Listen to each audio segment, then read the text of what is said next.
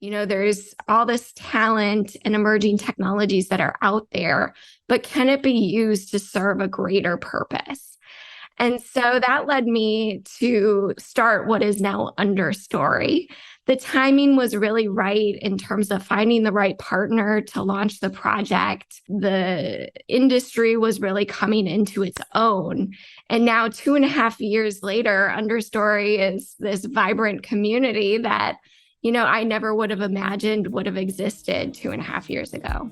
Hi, everyone, and welcome to Inner Wealth, the Forbes Ignite podcast.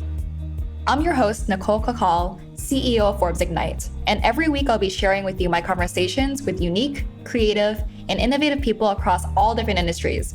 These are people who are intellectually curious explorers who are also redefining what it means to be successful today. From personal to professional, we cover it all to understand what drives our guests to blaze their own trails and create nimble solutions within the industries that touch each of our lives. Our guest today is Jen Singh, co-founder of the Understory, a global community that enables and accelerates climate and sustainability tech startups. From working on Wall Street and moving into tech, Jen has such an amazing journey being both an intrapreneur and entrepreneur. We talk about making the leap into entrepreneurship encouraged by other female entrepreneurs, the importance of using your community to think through challenges, how collaborative the climate and sustainability startup ecosystem is, and so much more. I know you're going to love what she has to say. Here's our chat. Hey, Jen, how's it going? Thank you so much for being here. Hey, Nicole, it's great to be here. I'm super excited about today's conversation. Absolutely. And you're one of the few people that I have actually gotten a chance to interview for the podcast and meet in real life at the same time. So I think that's really special. And I've been looking forward to this conversation for a very long time. Well, I'm really happy that you've recently joined the Atlanta community. So it was great to meet you in person and continue this conversation online. Yeah, absolutely. And I know that you wear a lot of different hats and you are constantly busy. And I really appreciate you taking the time out of your day to speak with me. And I just wanted to know, what have you been up to lately? Yeah, so I cannot believe that it's almost fall. I would say I've been really busy prepping for everything that's coming this fall. So I am the co-founder of Understory. We're a global community that helps startups in the climate and sustainability tech sector. And one of the things that we do to pull the community together is we host virtual showcases of leading innovators in this space. And so we took July and August off because nobody wants to go hang out on Zoom and listen to panels during the middle of summer. But we're really excited. We're coming back with 3 more showcases this fall. And so I've been meeting with entrepreneurs and different innovators in the space, working on our lineup, and really excited about that. And then outside of Understory, I'm super involved with the Atlanta startup ecosystem. And so we are building up to October, which is Innovation Month here in Atlanta. So it kicks off with the Atlanta Startup Awards in mid-October and then moves into a week-long of events, including Venture Atlanta and the A3C Festival. So lots happening, which is why I said I've been prepping because there's just so much happening over the next couple months.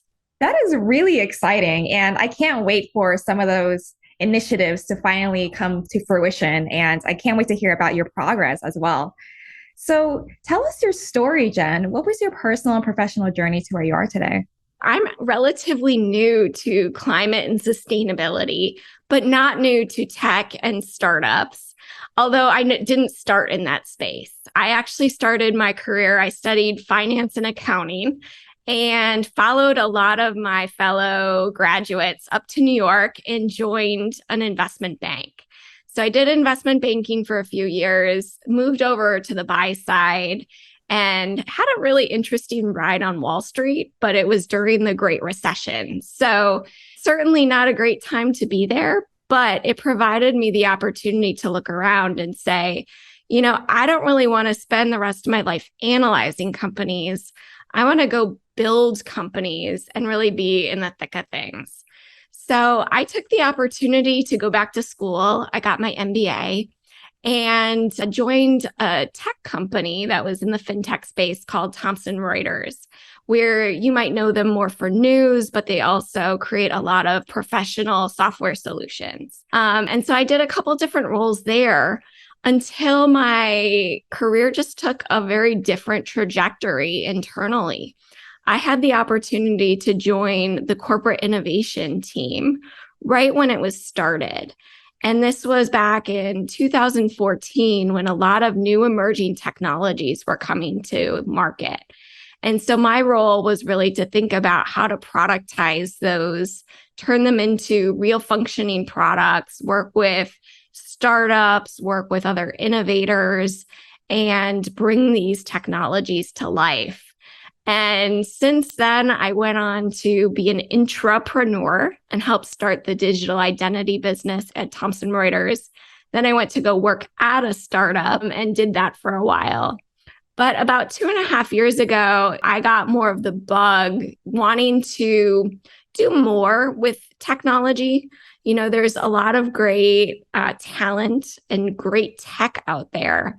And my thought was that it could be used to serve a greater purpose, do something very meaningful, and was very drawn to the climate and sustainability tech sector. And because of that, the timing was right where the market was really coming to fruition in terms of how it was being adopted by multiple stakeholders. And used that as the opportunity to build what is now Understory. And now, 2.5 years later, it's just been a very fun ride to get to where we are today. That is incredible. And I love what you said earlier. You wanted to build things. You went from being an investment banker to working as an intrapreneur and then becoming an entrepreneur. And that's so amazing because so many people in this audience are either entrepreneurs or social entrepreneurs. So it's really unique that you've actually seen both sides of that fence. Yeah, it's been fun. If you would have asked me 3 years ago if I would have become an entrepreneur myself, I probably wouldn't have believed it or thought that would ever happen. I love working in startups. I love building products. I love building companies. But I often sell myself as being part of an organization rather than the person with the idea to go start something. This started as a side project and was something I was doing in early 2020, in January of 2020, and was just kind of working on it while still working in my job. And with the pandemic, had the opportunity to spend a little more extra time on it since there wasn't much else to be doing in those early days.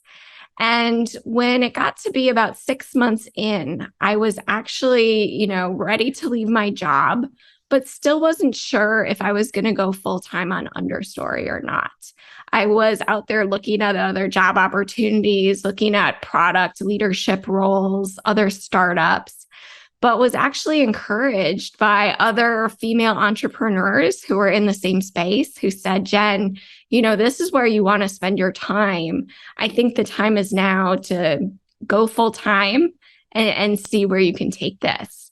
And it was that moment that I went full time on Understory that, it really transformed the business and opened up new avenues that we would have never pursued. That's amazing. And I'm so glad that you took that plunge to start Understory full time because the world would be without it. And there's so much that people can benefit from the work that you do and the events that you put on. And the community is only growing. So you're just getting started. I'm just curious, who inspired you and who are some of your role models? Yeah, so I give a lot of credit to some of my amazing bosses that I had specifically at Thomson Reuters. So Bob Shukai and Scott Manuel were the ones that really took me under their wing and first showed me that I belonged in tech. Coming from a finance background, when they first invited me to join the corporate innovation team, I was very suspect and didn't really believe what my role or what I could really contribute in that area. And really came into my own and realized that I was a builder while working under them. They also opened my eyes to how important it is to work with startups, whether it's to co-create, gain ideas, eventually even buy or invest in those. But it was very eye-opening to see that it's really the small businesses that drive most of the innovation that happens in the world. Mm-hmm. As much as large corporations want to try to do it, it's often very difficult to do it within large organizations. That's a really great point. So many small to medium-sized enterprises, they make up the most of the country's GDP, to be honest. And a lot of people don't realize that so much innovation happens within the smaller organizations. Like you said, that the larger organizations, they either buy or build, and usually they buy. And they buy the smaller companies for their tactfulness, for their ability to pivot so easily, and for a multitude of different reasons. So that's a really excellent point. And so as an expert builder, what are some of the initiatives that you're most proud of? Well, I think there's a few. I mean, looking back, certainly starting a business and a product from scratch, which is when I was building the digital identity business at Thomson Reuters.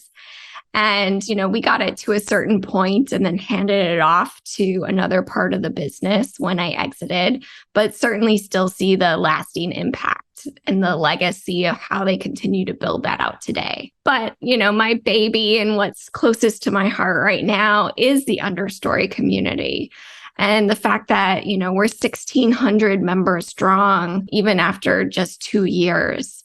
And what I'm really proud of is seeing the achievements of some of the startups that are members that have come through our platform and have been able to build additional relationships or have had doors open to them because of folks that they meet or who see them speak at our events. It's been really fruitful and just very self-satisfying to know that I'm having a larger impact by building this community.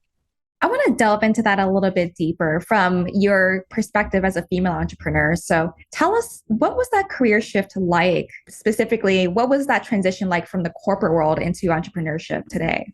I had a bit of a view into what to expect just because I had mentored and worked with many startup founders in the past. Now, being on the outside is a little different than actually doing it yourself. I'm very fortunate that I've been able to build not only the Understory community, but a community of other entrepreneurs around me who have been very supportive of the journey that I've been on. Being an entrepreneur can sometimes be a little lonely or isolating. I have a really great partner and a great team helping to build the business. But, there's those days when you're at home by yourself, just kind of stuck in the weeds, where you need more of that community to help you think through challenges, help support you mentally. And there's been a really great community, especially of female entrepreneurs here in Atlanta, that I've really tapped into for that, support over time. And then added to that, I think the community aspect has been so important in the greater Atlanta ecosystem as well. So Understory has been driving a lot more in terms of how can we bring more attention and really connect the local climate and sustainability tech ecosystem together. And so that's also been a great way for me to make this transition from a true corporate environment where it's a little bit more structured to building and creating from scratch, but realizing I don't necessarily have to do it alone. Absolutely. And what I really love is that you've identified the needs and you've identified your pain points as well, making that transition from corporate life into being an entrepreneur. And you use that to be able to design the community that you're now serving today, which I think is brilliant. And it's only growing, and I can't wait to see the progress as well. So tell me, what are some of the biggest challenges for the climate and sustainability tech startups that you see? Well, so the sector has grown and morphed so much just in the last 2 years. But I think what the sector and what a lot of companies are still facing is a lack of education and a lack of understanding of many of the major topics at hand when it comes to climate and sustainability. So you've got these great entrepreneurs that are creating world-changing solutions, but it's still hard for their potential customers to understand the broader problems, the pain points, and how they should integrate it either into their businesses or into their lives. So you've got this real education gap. People want to make changes. They want to change and pivot their businesses. They want to change and pivot their ways of working or living, but they don't know how. And then on the flip side, you've got these entrepreneurs with these great innovations, but they have a hard time connecting with those folks. So I think that still is the main gap that exists in the market. And then you layer on top of that the fact that a lot of these entrepreneurs are great technical founders. They're really excited and understand the impact that they want to make, but the storytelling aspect doesn't come as natural to them. They aren't natural sales folks. They don't know how to succinctly tell their story to connect with their audience. And so we still have this gap. And that's one of the, challenges that we're trying to solve for within Understory is how can we bring together those different pieces of the ecosystem, corporations, consumers, investors, academics, and then the startups who can tell their stories and more naturally connect and educate everyone on, the really important topics that we need to overcome as a society. So you're essentially a central hub for all these different stakeholders within the startup ecosystem. And you've been able to hopefully take away most of the guesswork. And it's only going to get better from there, because what you need absolutely is that support, that community. You have all the right elements to be able to grow this into something really, really, really substantial. So that's really exciting. I'm just really curious, in a few years, are we going to see that these types of startups are going to grow to the size of today's tech giants? Should they, or do you think we need a new paradigm?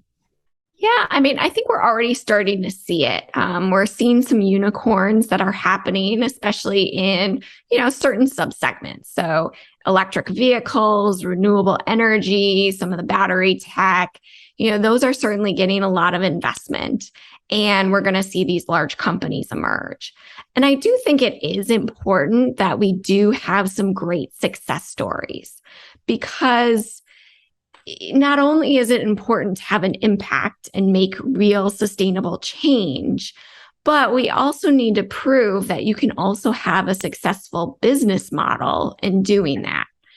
And when you have these successful companies that can grow to a large scale, it's a great signal for the rest of the market that, one, this is an investable class, right? So it'll drive more investment into the space and hopefully bring down the cost of some of these technologies so that they can become, more accessible and widely adopted.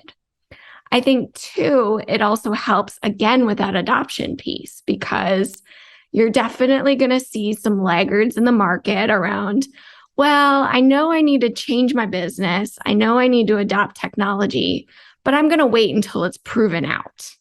And so again, when you have more of these companies that are able to show success, I think you're going to see a lot more movement and adoption happening around these solutions. Now, what I think might be different about this sector versus other maybe startup environments, I've worked in fintech, I've seen legal tech. What I love about this sector is how collaborative it is. So we might see a slightly different paradigm where there's a lot more working together in this space versus seeing it more of as a competitive environment. Now, it's still early days, right? So there's certainly enough opportunity for everyone to go grab it. And so that helps lend to the fact that it's very collaborative. But I also think that many of these entrepreneurs are driven by making an impact as much as making financial returns. And so because of that, I think there's this perception that we all want to succeed together. I've even heard some entrepreneurs say that I would love for you to put me out of business because it means we've solved the climate crisis or we've solved this big existential problem that the world is facing. And in many ways, that's more important than just becoming the next big unicorn or Google behemoth out there. Amen to that.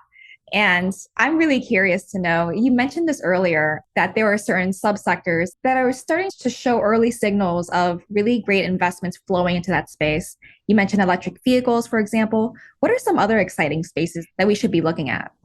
Well, I think there's a lot of money going into kind of the obvious ones that have been around for a while. I'm more excited actually about some of the underfunded areas that I think should be getting more time and attention, but are still a little more under the radar. My favorite to talk about is the circular economy, which is around helping to reduce waste as well as increase the reusability of our different materials and making sure that we're flowing our resources and using them as much as possible versus tapping into new resources. So everything from, reusable containers and shipping containers that are out there. There's a lot of great innovation around taking trash and turning it into new materials and regenerating products. And there's a lot that can be done even on the sustainable fashion area as well, where we can recycle textiles and make sure that we're not just, stripping our land of resources. So that's one area I'm really passionate about. I'm also seeing, some really great signs happening in the built tech sector. So making real estate much more energy efficient. We're going to see that sector start to grow significantly after the passing of the Inflation Reduction Act, because there's a lot more incentives that are going to go towards that industry. And then I also think ag tech is often overlooked. And then the last sector that I think we're going to hear more about is actually around adaptation. So the reality is, as much work that we want to do to keep our climate below a certain temperature, we're already seeing signs that the world is changing. And so finding solutions that are going to help us adapt and create a new normal are almost, as important as trying to fix the solution and prevent it from happening. I'm really curious because that's such an important point that you mentioned. Adaptation, especially with the world's changing climate. We're starting to see those changes, as you mentioned. What are some examples, or how can we envision what adaptation looks like for those who might not be as familiar?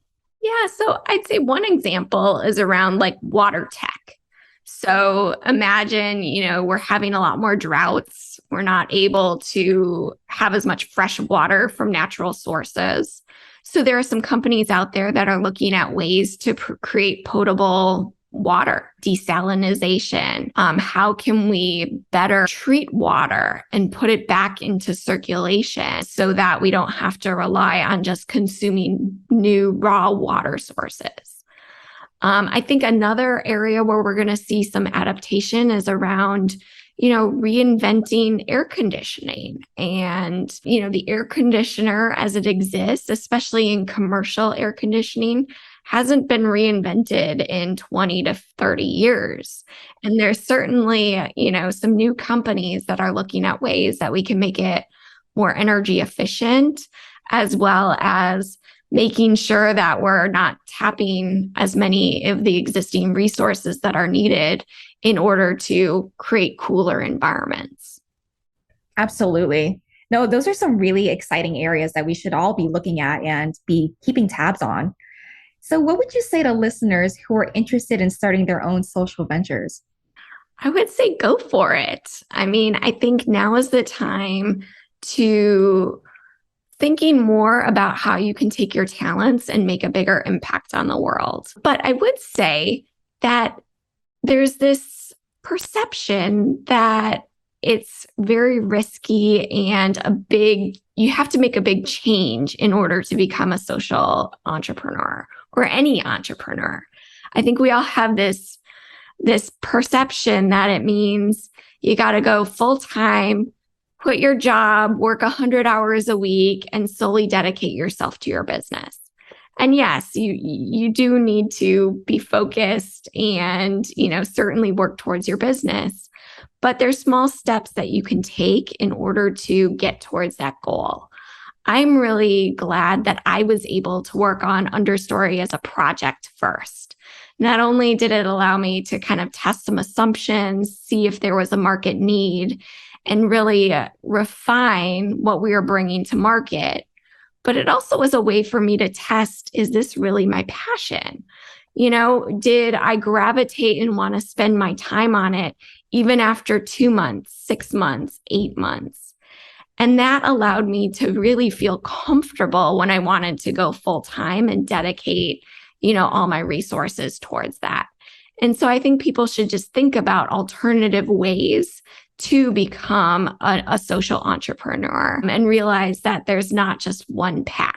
That is brilliant. And kudos to you for being able to test out the right product market fit, for example. So many people skip that step because it's so exciting to just go out and do it. And it's fun at first, but then if there's no product market fit, then you don't really have a viable business. So kudos to you for figuring that all out and for such sound advice. So thank you for that. So Jen, I ask this question to every single one of my podcast guests.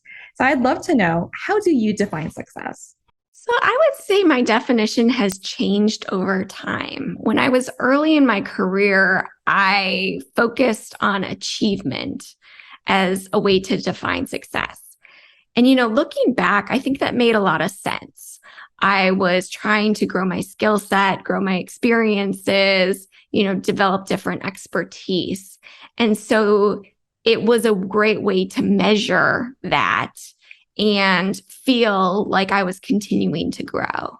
I would say now, given where I am with Understory and where I am in my career, I define it more in terms of the impact that I'm making.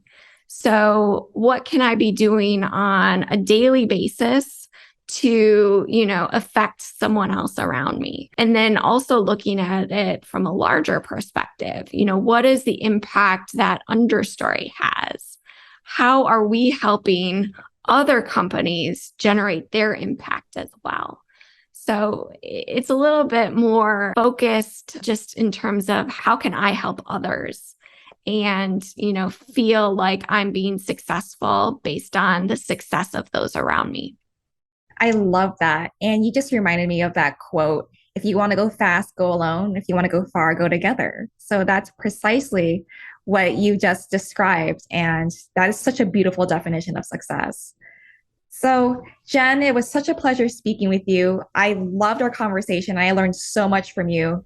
And there's so much that I have to look into specifically with adaptation. And I'm really excited to watch that space grow even more. I hope we get to do this again soon. And thank you so much for being here.